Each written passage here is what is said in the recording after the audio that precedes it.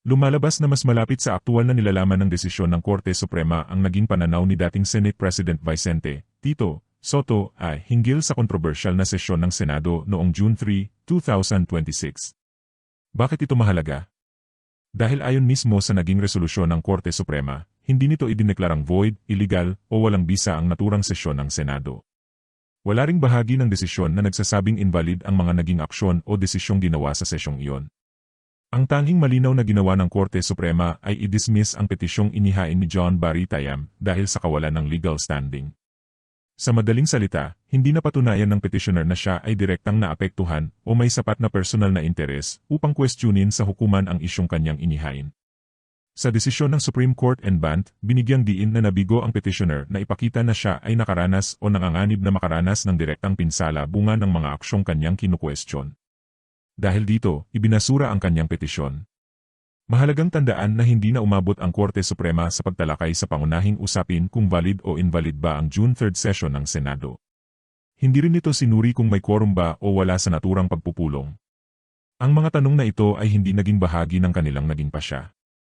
Dahil dito, tama ang obserbasyon ni Vicente Soto na hindi naman pinawalang bisa ng Korte Suprema ang sesyon ng Senado.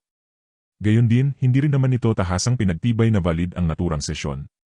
Sa madaling salita, walang pinal na deklarasyon ang Korte Suprema tungkol sa legalidad ng June 3 session. Sa kabila nito, may mga pahayag na lumabas na tila ipinakikitang pinatunayan na raw ng Korte Suprema na void ang sesyon. Ngunit kapag binasa ang mismong resolusyon, walang makikitang ganitong konklusyon mula sa hukuman.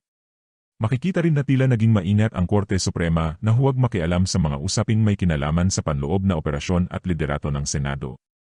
Ito ay naayon sa prinsipyo ng separation of powers, kung saan may kanya-kanyang saklaw at kapangyarihan ang legislative, executive, at judicial branch ng pamahalaan. Kung sino ang dapat mamuno sa Senado at kung paano nila lulutasin ang kanilang panloob na hindi pagkakaunawaan ay mga usaping pangunahing nasa jurisdiksyon ng mismong Senado. Maaaring mabuti ang layunin ni John Barry Tayam nang dalhin niya ang usapin sa Korte Suprema. Posibleng hangad niya ang isang malinaw at pinal na paglilinaw sa kontrobersya. Ngunit sa huli, pinili ng hukuman na huwag pasukin ang merito ng kaso at sa halip ay ibinasura ito dahil sa kakulangan ng legal standing. Kaya kung pagbabatayan ang mismong nilalaman ng desisyon, mas malapit sa katotohanan ang paliwanag ni Vicente Soto ay hindi dineklarang valid. Hindi rin dineklarang void. Ang petisyon lamang ang ibinasura. Ito ang mahalagang detalye na dapat maunawaan ng publiko. Ang pag-dismiss ng isang petisyon ay hindi otomatikong nangangahulugan na napagdesisyonan na rin ang pangunahing issue na nakapaloob dito. Sa kasong ito, hindi hinatulan ng Korte Suprema ang validity ng June 3, 2026 session ng Senado.